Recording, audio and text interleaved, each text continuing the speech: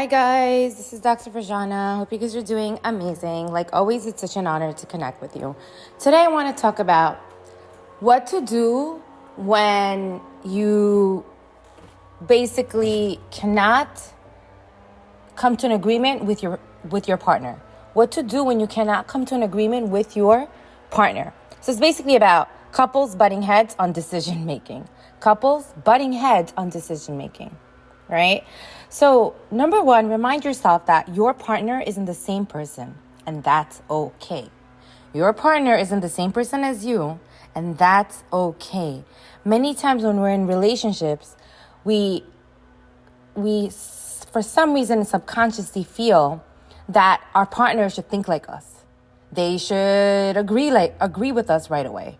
They should just know, right?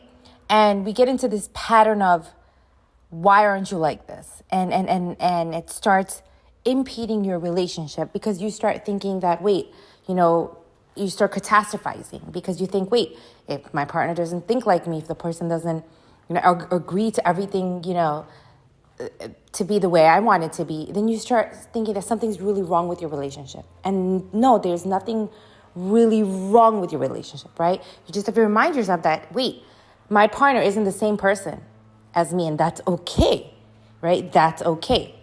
However, when a decision is very important to you, you still be you, you still do what is necessary, right? You have to first let go of the need to this thinking of, why isn't he doing this, or why isn't she doing this?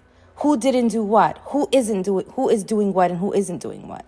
And you have to get rid of that thinking because you can really get stuck there and start becoming, remember, there's a subconscious mind, the analytical mind, and then the conscious mind. The goal is to get to the conscious mind. But many of us, when we are dealing with relational struggles, right, or any type of relational decision making, we can get stuck at the analytical mind, where we're like, wait a second, why doesn't this person just do this, and why is this person just taking forever? And you can get stuck in that analytical mind, right? However, you can't let that limit you or put you in a hand-tied position. So basically, if your partner isn't agreeing with something that you want to happen, right, you cannot let that limit you or put you in hand-tied positions.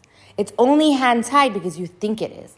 What do I mean by hand-tied? Hand-tied, I mean by, it's like, this is the right thing to do, but you can't do it because family, because of your parents, because of a spouse. It's just that you feel limited, right? But it's only you only feel hand-tied because you're allowing it, right? What's another way around it? Ask yourself, what is another way around it? So basically, you can still make those decisions. You want to push through.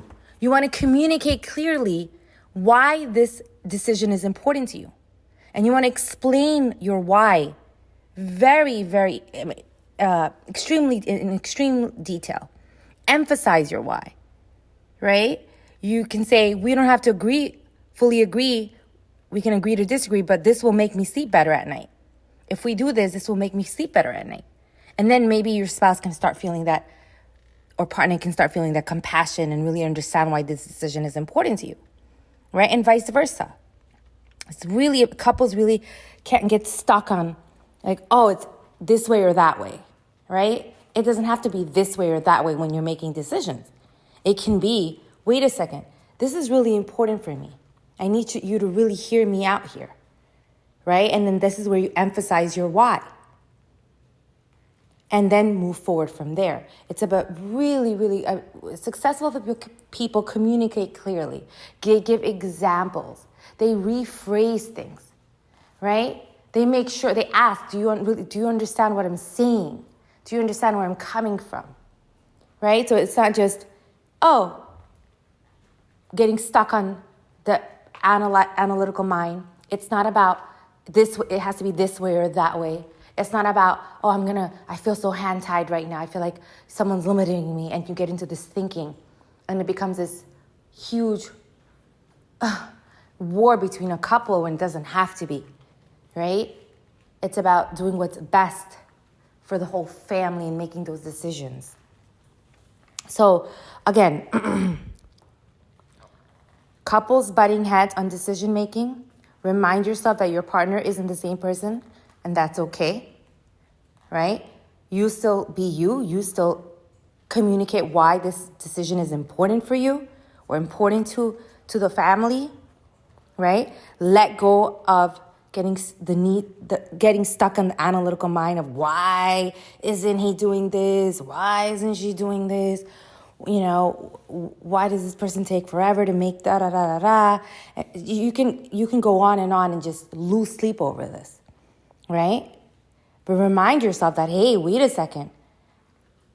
We can just agree to disagree, but I can still pose my position and push through and get my point across and come to a different decision, right? And reminding yourself that you only feel hand-tied, you feel like that hand-tied position only because you're allowing it. You're allowing yourself to feel that way, right? It's only hand-tied because you think it is.